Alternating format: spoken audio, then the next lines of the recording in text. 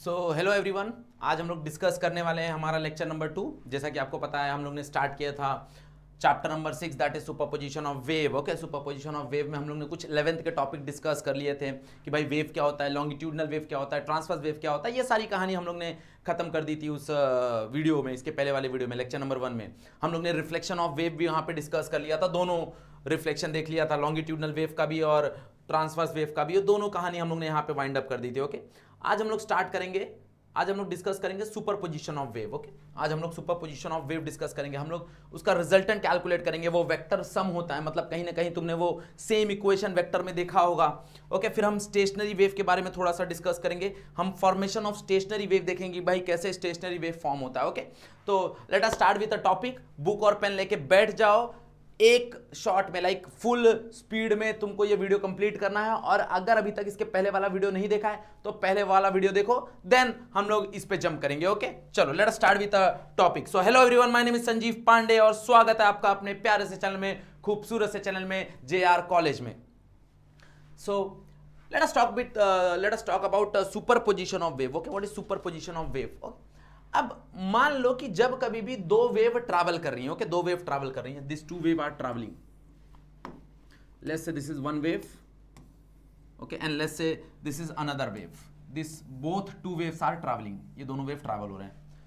अब क्या होगा, सुपरपोजिशन मींस व्हाट, जब मैं ये दोनों वेव को मर्ज कराता हूं किसी भी पॉइंट पे, जरूरी नहीं पूरा का पूरा वेव मर्ज हो, किसी भी पॉइंट पे मैं इस वेव को मर्ज कराता हूं। लेट्स से कि इसको मैं कुछ कलर दे देता हूं, समथिंग ऑरेंज कलर, ओके, और इसको मैं मर्ज कराता हूं इस वेव के साथ, इस वेव के साथ जब मैं मर्ज कराता हूं तो बेसिकली होगा क्या, जब मैं इसको मर्ज कराऊंगा किसी भी एक पर्टिकुलर पॉइंट पे, किसी भी एक पर्टिकुलर पॉइंट पे, लेट्स से कि इस पॉइंट पे ये मर्ज कर रहे हैं, लेट्स से ये इस पॉइंट पे मर्ज कर रहे हैं, इस पॉइंट पे ये मर्ज कर रहे हैं, तो जैसे ही इस पॉइंट पे ये मर्ज करेंगे तो ये वाला जो एम्पलीट्यूड है और इसका जो एम्पलीट्यूड है, ये दोनों एम्पलीट्यूड एक रिजल्टेंट एम्पलीट्यूड बनाएगा और एक तुमको रिजल्टेंट वेव मिलेगा जो कि कुछ ऐसा होगा, जो कि कुछ ऐसा होगा।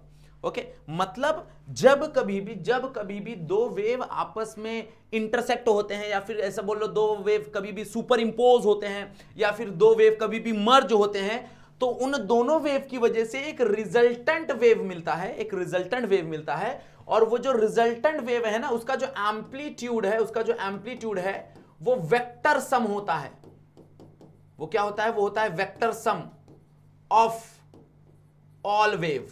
अगर दो वेव है तो दो, तीन है तो तीन, चार है तो चार, जितने भी वेव वहां पे प्रेजेंट होंगे वो सारे वेव का वेक्टर सम होगा वहां पे, और उसका जो रिजल्टेंट होगा वो तुमको यहां पे देखने मिलेगा। ओके, अब यहां पे ध्यान दो, मैंने इसको ऐसे मर्ज कराया। अगर मान लो हम इसको ऐसे मर्ज कराते हैं, ओके,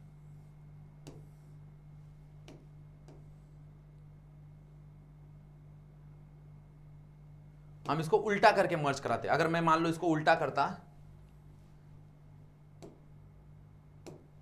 और बाद में मैं इसको मर्ज कराता ऐसे,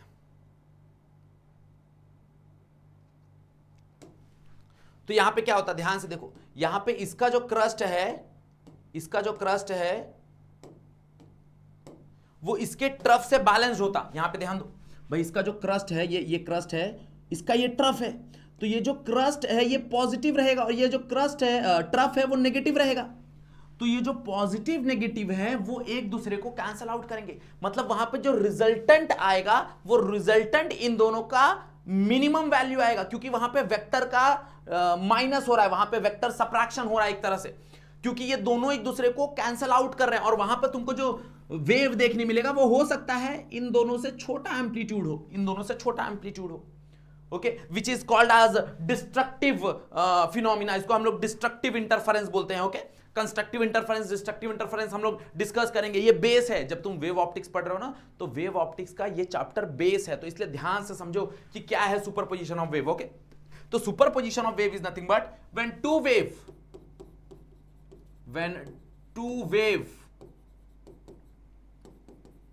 traveling when two wave traveling in space when two wave traveling in space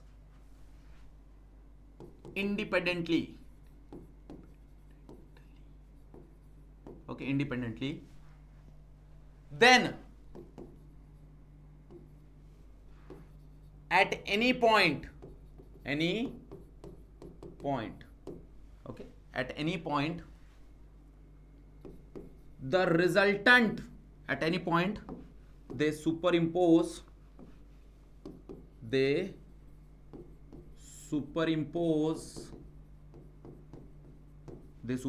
at any point they superimpose, and the resultant amplitude is the vector sum, and the resultant amplitude is the vector sum of both the wave, amplitude of both the wave.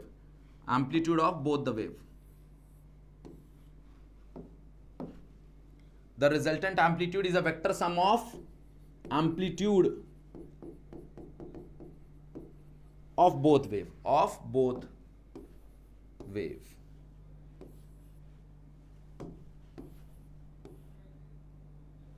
Clear, yes और no? Okay, मतलब जब कभी भी दो wave, दो से तीन से ज्यादा भी हो सकता है, याद रखना, वो जरूरी ना हो सिर्फ दो वेव हो, दो से ज्यादा भी हो सकता है, more than two, okay, two और मोर देन टू, कितने भी वेव हो सकते हैं, डजंट मैटर, फिलहाल हम दो पे ही ध्यान देंगे, ओके, वो कितने भी वेव हो सकते हैं, okay, so when two wave और मोर देन टू वेव, वो भी लिखोगे, कोई प्रॉब्लम नहीं, ओके, तो जब दो और दो से ज्यादा वेव जब कभी भी ट्रैवल कर रहे हैं, तो ट्रैवल करने के दौरान, ओके, ट्रैवल करने के दौरान वो दोनों वेव इंडिपेंडेंट है, याद रखना, इसका और उसका कोई लेना देना नहीं है, बट जब कभी भी वो किसी एक सर्टन पॉइंट पे मर्ज होंगे, एक सर्टन पॉइंट पे मीट होंगे, एक सर्टन पॉइंट पे सुपर इंपोज होंगे, तो उस समय तुमको जो रिजल्टेंट वेव मिलेगा, that resultant wave is the vector sum, okay, the resultant amplitude is the vector sum of the amplitude of the both wave और that wave, जितने भी वेव रहे। क्लियर, कहानी समझ में आ रही है? सोनो, मतलब एग्जांपल के तौर पे मैं तुमको ऐसे बता सकता हूं कि यहां पे हमने पास एक वेव है, लेट्स से ऐसा कुछ वेव है, और ये वेव दोनों के दोनों क्रस्ट मिल रहे हैं, अगर हम ध्यान देंगे तो दोनों के दोनों के क्रस्ट मिल रहे हैं, क्रस्ट और ट्रफ, इसका क्रस्ट से मिल रहा है, इसका ट्रफ और ट्रफ से मिल रहा है, तो जब कभी भी क्रस्ट से मिले और ट्रफ से मिले, क्रस्ट से मिले और ट्रफ से मिले, तो हमेशा याद रखना कि भाई यहां पे एडिशन होगा, ओके, एक तरह सा वेक्टर एडिशन होगा, और वेक्टर एडिशन होगा मतलब यहां पे जो रिजल्टेंट आएंगे, अब मैं क्यों वेक्टर एडिशन बोल रहा हूं वो तुमको समझेगा जब हम लोग डेरिवेशन करेंगे तब, ओके, मतलब ये दोनों आपस में मर्ज होंगे, और मर्ज होकर जो रिजल्टेंट वेव तुमको मिलेगा ना, that resultant wave is like this, the resultant wave is like this, okay, the resultant wave is like this. और वहीं पे अगर मान लो इसी वेव का तुमको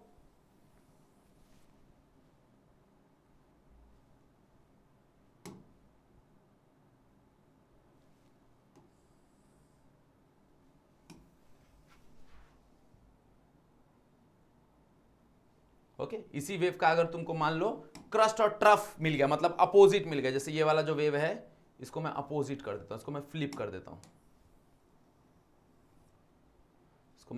कर देता हूं, अब यहां पे देखो ये हो जाएगा ट्रफ और ये हो जाएगा क्रस्ट, तो ये हो गया तुम्हारा क्रस्ट और ये हो जाएगा ट्रफ, ये क्रस्ट हो गया और ये ट्रफ हो गया। तो अब क्या होगा, अब ये जो क्रस्ट है दिस इज प्लस, और ये जो ट्रफ है दिस इज माइनस, यहां पे ये जो ट्रफ है ये माइनस, और ये जो क्रस्ट है ये प्लस, तो यहां पे एक तरह से वेक्टर का सब्ट्रैक्शन होगा, और जब वेक्टर का सब्ट्रैक्शन हो रहा है तो जो तुमको रिजल्टेंट वेव मिलेगा उसका जो एम्पलीट्यूड होगा वो इन दोनों से कम रहेगा, इन दोनों वैल्यू से कम रहेगा, इन दोनों वैल्यू से कम रहेगा। वो जीरो भी हो सकता है, बट जीरो कब होगा, जब दोनों के दोनों वेव सेम होंगे। ओके, जब दोनों के दोनों वेव सेम होंगे, अगर इसका एम्पलीट्यूड ए है, इसका एम्पलीट्यूड ए है, तो ए प्लस ए 2a हो जाएगा और a माइनस ए 0 हो जाएगा। तो वो तभी पॉसिबल है जब दोनों का एम्पलीट्यूड सेम हो। ओके, फिलहाल हम लोग मान रहे हैं कि दोनों का एम्पलीट्यूड अलग अलग है, तो इसका मतलब यह है कि माइनस करने से भाई जो एम्पलीट्यूड है वो कम होगा। इसी को हम लोग बोलते हैं डिस्ट्रक्टिव इंटरफेरेंस। ओके, यही कहानी होती है डिस्ट्रक्टिव इंटरफेरेंस। यहां पे हम उसको बोलेंगे डिस्ट्रक्टिव सुपरपोजिशन, और इसी को हम लोग बोलते हैं कंस्ट्रक्टिव सुपरपोजिशन, क्योंकि यहां पे देखो दोनों ऐड हो रहे हैं। अगर मान लो कि इसका एम्पलीट्यूड ए है, इसका भी एम्पलीट्यूड ए है, तो यहां पे जो एम्पलीट्यूड होगा दैट बिकम 2a, वो 2a का एम्पलीट्यूड होगा। ओके, मतलब यहां पे दो वेव ऐड हो रहे हैं, तो जब दो वेव ऐड हो रहे हैं तो यहां पे हमको कहानी क्या देखने मिलेगी, यहां पे हमको कंस्ट्रक्टिव सुपरपोजिशन देखने मिलेगा, जिसको हम लोग कंस्ट्रक्टिव इंटरफेरेंस भी बोलते हैं। मैं बार बार इंटरफेरेंस क्यों बोल रहा हूं, क्योंकि इसके बाद वाला जो टॉपिक है वेव ऑप्टिक्स, वहां पे वो चीजें तुमको देखने मिलेंगी।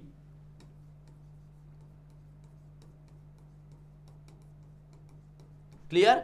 ओके, मतलब अगर हम बात कर रहे हैं कि भाई एक वेव है और अगर दो वेव हैं और वो दोनों वेव ट्रैवल कर रहे हैं, तो किसी भी पर्टिकुलर पॉइंट पे हमको क्या देखने मिलेगा, हमको उनका रिजल्टेंट वेव देखने मिलेगा। ओके, जैसे एग्जांपल के तौर पे अगर मैं समझाने की कोशिश करूं, एक और बात तुमको समझाने की कोशिश करता हूं। लेट्स से कि यहां पे हमारे पास दो वेव हैं और दोनों वेव सेम स्ट्रिंग में है, सेम ये स्ट्रिंग मान लो, और दोनों के दोनों वेव सेम स्ट्रिंग में है। अब होगा क्या, ध्यान से समझो कि भाई जब ये दोनों वेव थोड़ा सा आगे ट्रैवल करेंगे, इसका मतलब क्या है कि भाई ये थोड़ा सा आगे ट्रैवल कर रहे हैं। ओके, ये वेव थोड़ा सा आगे ट्रैवल कर रहा है, मतलब ये यहां ट्रैवल कर रहा है, और वैसे ये भी यहां ट्रैवल कर रहा है, थोड़ा सा आगे ट्रैवल कर रहा है। ओके, अब जहां पे ये मिलेंगे वहां पे कहानी तुम्हारा थोड़ा सा अलग हो जाएगा। मतलब यहां पे जो तुमको वेव देखने मिलेगा वो कुछ ऐसा वेव देखने मिलेगा, जैसे जैसे ये मिलेंगे, जैसे जैसे ये मिलेंगे।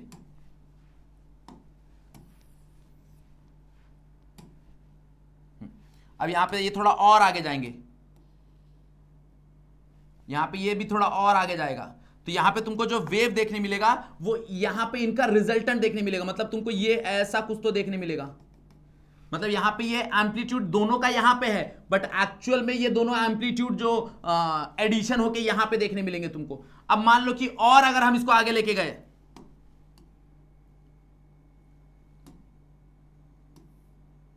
और इसको हम और आगे लेके गए, अगर ये ऐसा हो गया, अब ये दोनों आपस में सुपर इंपोज हो गए, बट यहां पे जो हमको एम्पलीट्यूड मिलेगा देखने, वो इन दोनों का ऐसा मिलेगा। ओके, मतलब दोनों वेव तो ऐसे हैं, बट उनका जो रिजल्टेंट वेव बन रहा है वो कुछ ऐसा बन रहा है। ओके, अब अगर ये दोनों अलग होंगे, जब ये दोनों के दोनों अलग होंगे, तो ये विदाउट एक दूसरे को डिस्टर्ब किए आगे चले जाएंगे। मतलब अगर यहां पे हम देखने जाए तो ये वाला जो वेव है ये आगे चला जाएगा विदाउट एनी डिस्टर्बेंस, और ये वाला वेव उसी तरह इस तरफ चला जाएगा विदाउट एनी डिस्टर्बेंस। मतलब जब तक ये दोनों साथ में रहेंगे तब तक वहां पे वेक्टर की कहानी दिखेगी, और अगर दोनों साथ में नहीं है तो वहां पे कोई तुमको वेक्टर, मतलब एक दूसरे को कोई डिस्टर्बेंस नहीं दिखेगा। समझ में आ रहा है? यस और नो, हाँ या ना? ओके, मतलब जब कभी भी वेव ट्रैवल करती हैं और वो सुपर इंपोज हो रही हैं, तो वो कभी दूसरे को डिस्टर्ब नहीं करती, कभी एक दूसरे को डिस्टर्ब नहीं करती। ओके, वो सुपर इंपोजिशन का फिनोमिना दिखाती हैं, और फिनोमिना दिखाने के बाद जैसी वो क्रॉस होती है तो एक दूसरे को बिना डिस्टर्ब किए क्रॉस होती है। ये एग्जांपल अगर तुमको कभी इमेजिन करना रहेगा तो टेक टू टॉर्च, दो टॉर्च लो, एक टॉर्च यहां से मारो, एक टॉर्च यहां से मारो। जब दोनों टॉर्च जाएगा और जब दोनों टॉर्च टकराएगा तो वहां पे तुम ध्यान से देखना, वहां पे कलर ब्राइट हो जाएगा, और कलर ब्राइट होने के बाद जब वो दोनों टॉर्च आपस में क्रॉस करेंगे, दोनों का लाइट जब आपस में क्रॉस करेगा, तो आगे वो तुमको कहीं पे भी लाइट में कोई चेंज नहीं दिखेगा। क्यों? क्योंकि दोनों वेव एक दूसरे को क्रॉस करते हुए जा रही है, बट कोई डिस्टर्बेंस नहीं क्रिएट कर रही है एक दूसरे के एम्पलीट्यूड में। जब तक वो साथ में है, जब तक वो सुपर इंपोज हो रही है, तब तक वो रिजल्टेंट फिनोमिना तुमको दिखाएंगी। बट जैसे ही वो दोनों अलग हो गए, एक दूसरे को कोई भी डिस्टर्बेंस क्रिएट नहीं करेंगे, and that is the property of a wave. ये वेव की प्रॉपर्टी है, and light light is a wave, जब हम लोग वेव ऑप्टिक्स पढ़ेंगे ये चीज हम डिस्कस करेंगे, तो वही सेम फिनोमिना हमको वहां पे देखने मिल रहा है, याद रखना। ओके, फिलहाल तो हम जनरल वेव की बात कर रहे हैं, बट जब हम वेव ऑप्टिक्स पढ़ेंगे तो वहां पे हम लाइट की बात करेंगे। ओके, कि लाइट का जो वेव बिहेवियर है, जो वेव नेचर है, वो कैसा है। क्लियर, यस और नो? समझ में आई सुपरपोजिशन की कहानी? ओके, चलो let us start with derivation, उसको डिराइव करते हैं कैसे सुपरपोजिशन ऑफ वेव आता है। तो मान लो कि अपने पास दो इक्वेशन है। ओके, अपने पास दो वेव इक्वेशन है। लेट्स से कंसीडर, फिलहाल हम दो ही वेव कंसीडर करेंगे। कंसीडर टू वेव, और यह मानेंगे कि दोनों का फ्रीक्वेंसी सेम है। Okay, consider two wave having same frequency.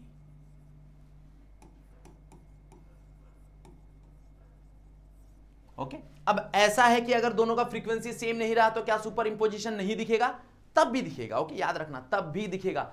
But हमको थोड़ा समझने में, उस चीज को थोड़ा सा समझने में बहुत ज्यादा डिफिकल्टी होगा। ओके, फ्रीक्वेंसी अलग रहा है, एम्पलीट्यूड अलग रहा है, तो भी तुमको सुपरपोजिशन ऑफ वेव दिखने वाला है, याद रखना। मतलब दो वेव आपस में इंटरफेयर करेंगी ही करेंगी, बट फ्रीक्वेंसी अगर सेम है तो हमको समझने में थोड़ा सा आसान होता है। मतलब अगर मान लो कि ये 1 सेकंड में 2 बार ऑसिलेट हो रही है, तो ये भी 1 सेकंड में अगर 2 बार ऑसिलेट हो रहा है तो अच्छा है, फिर हमको क्लियर है थोड़ा सा, ऐसा वो चीज याद रखना।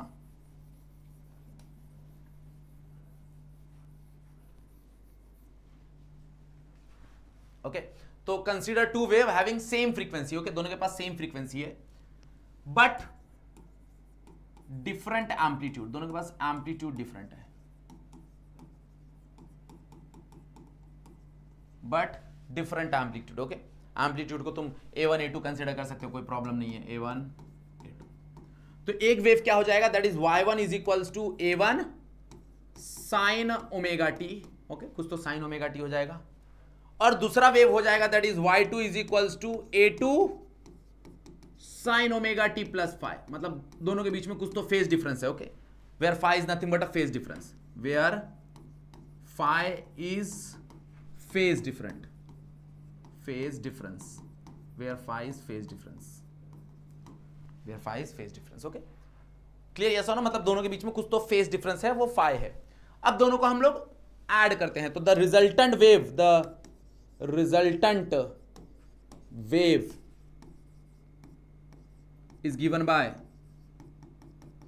okay, the resultant wave is given by, जो resultant wave होगा वो given by होगा that is y1 plus y2। तो तुम्हारा जो रिजल्टेंट y है वो बराबर हो जाएगा y1 प्लस y2। तो दोनों को ऐड कर दो, दोनों को ऐड करेंगे तो क्या मिलेगा, that is A1 sine omega T plus A2 sine omega T plus 5। Clear, yes और नो? ओके, अब यहां पे हम थोड़ा ब्रैकेट ओपन करेंगे, थोड़ा मैथमेटिक्स का इस्तेमाल करेंगे। Sine omega T plus A2 sine A plus B, तो A प्लस बी मतलब क्या हो जाएगा, साइन ओमेगा टी, यहां पे हमको sine A cos B cos A sine B का फॉर्मूला इस्तेमाल करना पड़ेगा, साइन A प्लस बी का। ओके, तो यहां पे क्या हो जाएगा, साइन A मतलब sine omega T into cos phi plus cos omega T into sine phi. Okay, अब ये A2 को अंदर मल्टीप्लाई कर दो तो क्या मिलेगा, that is A1 sine omega T plus A2 sine omega T into cos omega cos phi plus A2 cos omega T into sine phi. Yes और नो? ओके, हाँ या ना? यस। अब ध्यान दो, थोड़ा कहानी समझने की कोशिश करते हैं। अब यहां पे अगर हम ध्यान देंगे तो यहां पे देखो कुछ तो कॉमन मिल रहा है अपने को, इस ब्रैकेट से। इस ब्रैकेट से क्या कॉमन मिल रहा है, देखो जरा, इस ब्रैकेट से क्या कॉमन मिल रहा है हमको, देखो जरा।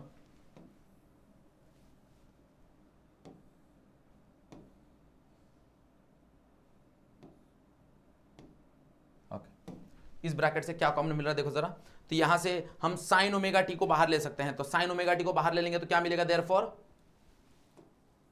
y इज इक्वल्स टू, बाहर आ जाएगा तुम्हारा sine omega T, sine omega T बाहर आ गया। ओके, साइन ओमेगा टी क्या आ गया, बाहर आ गया। अंदर क्या बचेगा, अंदर बचेगा दैट इज A1, यहां पे है A1, यहां पे क्या बचेगा, that is A2 plus A2, और यहां पे क्या बचेगा, cos फाइ, तो यहां पे बचेगा cos फाइ प्लस ओके यहां पे भी अगर हम देखने जाए तो यहां पे भी हम लिख सकते हैं तुम्हारा cos ओमेगा टी को थोड़ा अलग लिख दो, तो cos ओमेगा टी और यहां पे क्या रहेगा a2 sin phi, तो a2 sin phi। ओके अब हम अज्यूम करते हैं, ये हमारा अजम्पशंस रहेगा। ओके हम अज्यूम करते हैं, अज्यूम इसको हम एक रिजल्टेंट वैल्यू मान लेते हैं। ओके इसको हम एक रिजल्टेंट वैल्यू मान लेते हैं। Assume a1 plus a2 cos phi, a1 plus a2 cos phi कुछ तो समथिंग इक्वल्स टू रहेगा रिजल्टेंट a एंड कुछ तो cos del। Okay cos del is nothing but a resultant phase ऐसा। और सेम यहां पे भी अगर हम देखने जाएं तो सेम तुम्हारा जो a2 sin phi है वो समथिंग बराबर रहेगा कुछ तो रिजल्टेंट और रिजल्टेंट साइन डेल के, कुछ तो ऐसा। ओके मतलब हम लोगों ने कुछ तो रिजल्टेंट कंसीडर कर लिया वहां पे। ओके अब रीसब्स्टिट्यूट कर देते हैं ये वैल्यू, तो क्या मिलेगा y is equals to sine omega T, यहां पे क्या आ जाएगा, यहां पे आ जाएगा तुम्हारा a cos डेल प्लस यहां पे क्या है cos omega T a2 sin phi, तो a2 sin phi की जगह हम लिख सकते हैं a sin डेल। अब यहां पे देखो, यहां पे ये ध्यान से अगर तुम देखोगे तो ये ध्यान से a देखो दोनों में कॉमन निकल रहा है, a कॉमन ले लो दोनों में, a कॉमन आ गया तो क्या आ जाएगा therefore y is equals to a बाहर आ गया, अंदर बचेगा sine omega T into cos del plus cos omega T into sine del. और अगर हम ध्यान से देखें तो y is equals to a, ये वापस वही फॉर्मूला बन गया, that is sine a cos b cos a sin b। तो हम लोग यहां पे लिख सकते हैं sine omega T plus del. मतलब कहीं ना कहीं ये SHM की कहानी दिखा रहा है। ओके कहीं ना कहीं तुम्हारा जो रिजल्टेंट वेव है, resultant wave is also SHM, ये SHM की कहानी दिखा रहा है, ये SHM परफॉर्म कर रहा है। ओके मतलब जो तुम्हारा इंडिविजुअल वेव था, इंडिविजुअल भी तुम्हारा SHM दिखा रहा था, तो इसका मतलब इन दोनों को मर्ज करने के बाद भी तुम्हारा जो रिजल्टेंट वेव रहेगा वो भी सेम कहानी बताएगा, वो भी सेम टू सेम कहानी बताएगा। क्लियर? मतलब वो भी कहीं ना कहीं जो वेव की कैरेक्टरिस्टिक्स ये हैं, ये जिस वेव की कैरेक्टरिस्टिक्स हैं, इन दोनों को मर्ज करने के बाद जो तुमको रिजल्टेंट वेव रहेगा उसकी भी कैरेक्टरिस्टिक्स सेम रहेगी, याद रखना। ओके सिवाय उसका एम्पलीट्यूड चेंज हो जाएगा, उसका फेज कुछ तो रिजल्टेंट आ जाएगा, बस बाकी जो वेव का बेसिक कैरेक्टरिस्टिक्स है वो नहीं बदलेगा, याद रखना। क्लियर? अगर ये SHM परफॉर्म कर रहा है तो ये भी SHM ही परफॉर्म कर रहा होगा, हाँ या ना। अब बात करते हैं रिजल्टेंट एम्पलीट्यूड का। तो रिजल्टेंट एम्पलीट्यूड के लिए गौर करो इस दोनों इक्वेशन पे। लेट्स से इस इक्वेशन को 1 मान लो, लेट्स से इस इक्वेशन को 2 मान लो। ओके तो 1 और 2 अगर तुम देख रहे हो ध्यान से गौर करो उस पे। ओके अब दोनों पे गौर करो और दोनों को स्क्वायर करके ऐड करते हैं हम, तो क्या मिलेगा यहां पे squaring and adding equation 1 and 2। Okay squaring and adding equation 1 and 2, तो दोनों को स्क्वायर करो और ऐड करो, दोनों को स्क्वायर करो और ऐड करो। तो इसको स्क्वायर करके ऐड करो, इसको स्क्वायर करके ऐड करो, इसको स्क्वायर करके ऐड करो, इसको स्क्वायर करके ऐड करो, तो क्या मिलेगा देयरफॉर अगर हम देखने जाए तो a square cos square del plus a square sin square del is equals to. Okay इसको ऐड कर दिया हमने, इसको ऐड करके स्क्वायर करके ऐड कर दिया, अब इसको स्क्वायर करके ऐड करेंगे, that is a1 plus a2 cos phi और उसके बाद a2 sin phi। तो क्या मिलेगा देयरफॉर, तो a1 plus a2 cos phi का स्क्वायर किया प्लस a2 sin phi का स्क्वायर किया। ओके अब यहां पे ध्यान देंगे तो देखो a स्क्वायर बाहर आ जाएगा, अंदर बचेगा cos square del plus sine square del, और हमको पता है cos square theta plus sine square theta 1 होता है, तो ये पूरा का पूरा वैल्यू क्या हो जाएगा 1 हो जाएगा। यस और नो? यस। यहां पे ध्यान दो, यहां पे हमको ब्रैकेट ओपन करना पड़ेगा, a plus B whole square का फॉर्मूला लगाना पड़ेगा, तो क्या मिलेगा a1 का square plus 2a1 a2 cos phi। Yes और नो? ओके प्लस यहां पे क्या हो जाएगा a2 का स्क्वायर और उसके बाद यहां पे क्या आ जाएगा देखो जरा cos स्क्वायर phi प्लस यहां पे क्या हो जाएगा that is a2 square sin square phi। Yes और नो? अब ध्यान देंगे तो इन दोनों में से देखो कुछ कॉमन आ रहा है, इन दोनों में से a2 कॉमन आ रहा है, a2 कॉमन ले लो, क्या मिलेगा देयरफॉर, तो यहां पे आ जाएगा a1 square plus 2a1 a2 cos phi, और यहां पे प्लस a2 को कॉमन ले लो, तो यहां पे क्या बचेगा cos square phi plus sine square phi, and that is equals to 1। भाई ये जो वैल्यू है ये 1 हो गया। सेम लाइक दिस, ये भी वैल्यू 1 हो गया, तो क्या ही मिलेगा मेरे को, यहां पे क्या बचेगा, यहां पे बचेगा a स्क्वायर, तो this a square can be written as a1 का स्क्वायर प्लस a2 का square plus 2a1 a2 cos phi, where phi is the phase difference, where phi is the phase difference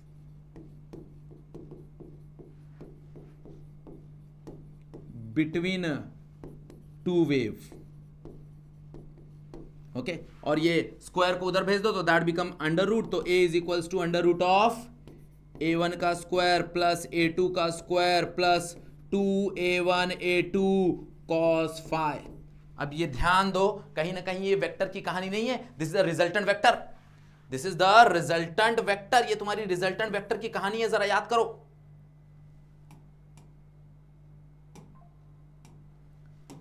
ये resultant vector की कहानी है, parallelogram law, triangle law, याद करो जरा, क्या था, r इज इक्वल्स टू दो vector r is equals to under root of p का स्क्वायर प्लस q का square plus 2pq cos theta, यही तो है वो, सेम टू सेम वही चीज तो लिखी है यहां पे, मतलब कहीं ना कहीं ये वेक्टर की तो कहानी है। ओके ये वेक्टर की तो कहानी है भाई, एम्पलीट्यूड मतलब पहले वेव का एम्पलीट्यूड प्लस दूसरे वेव का amplitude plus 2a1 a2 cos phi, where phi is nothing but a phase difference। यहां पे जो थीटा होता था वो एंगल होता था दोनों वेक्टर के बीच में, मतलब कहीं ना कहीं ये वेक्टर की कहानी है, यस और नो। ओके अगर ये वेक्टर की कहानी है तो हम बोल सकते हैं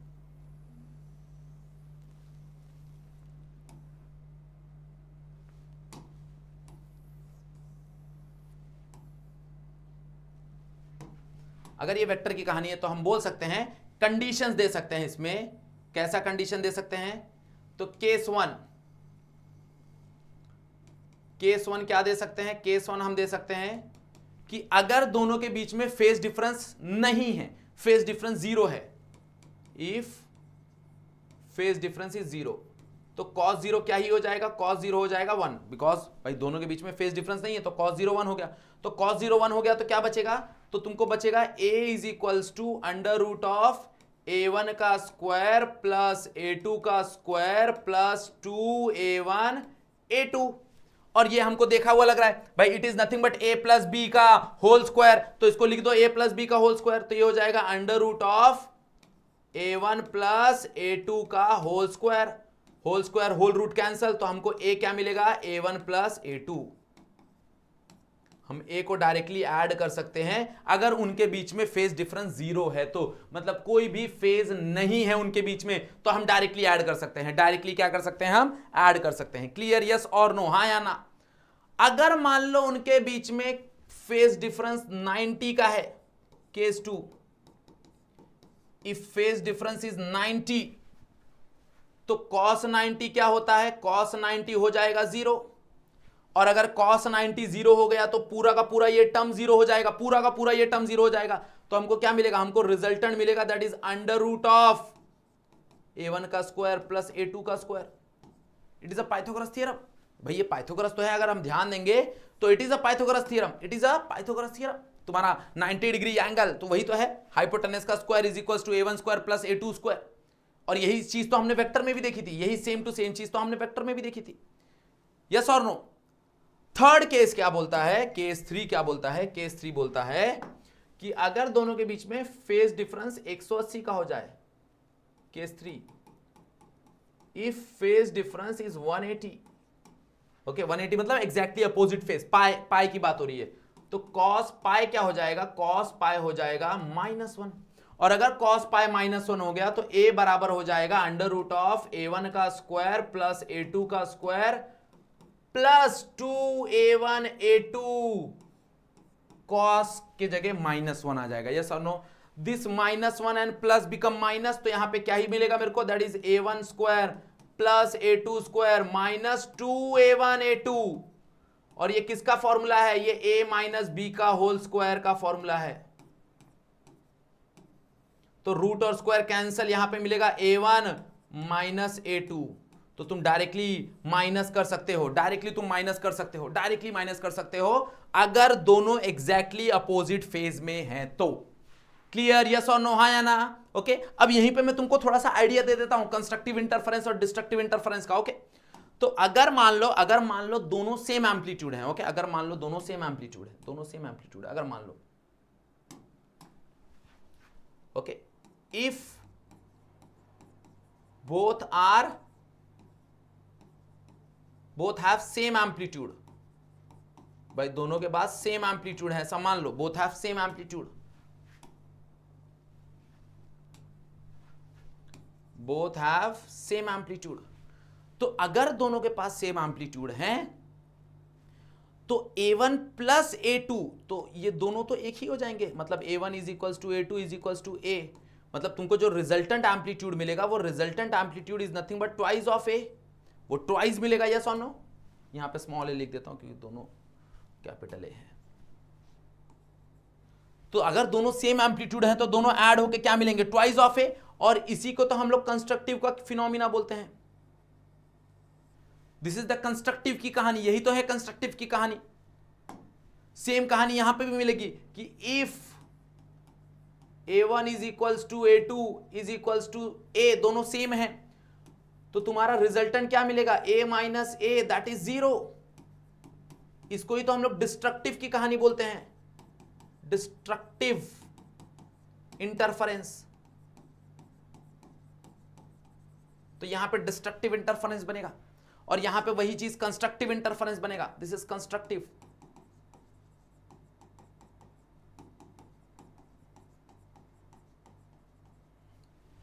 क्लियर? यस और नो? हाँ या ना?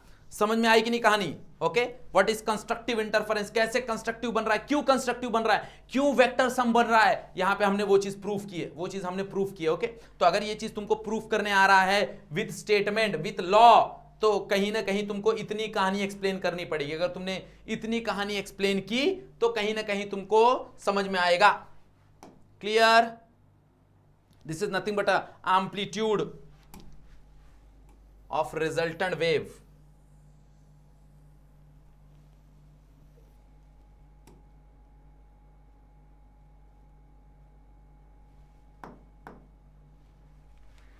So amplitude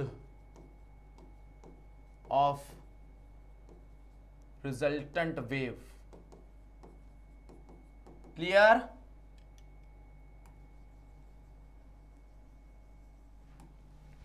Okay, समझ में आया कहानी? So I hope सुपरपोजिशन की कहानी समझ में आ गई हो। वीडियो को ज़्यादा बड़ा नहीं करते, सुपरपोजिशन का थोड़ा टॉपिक लंबा हो गया।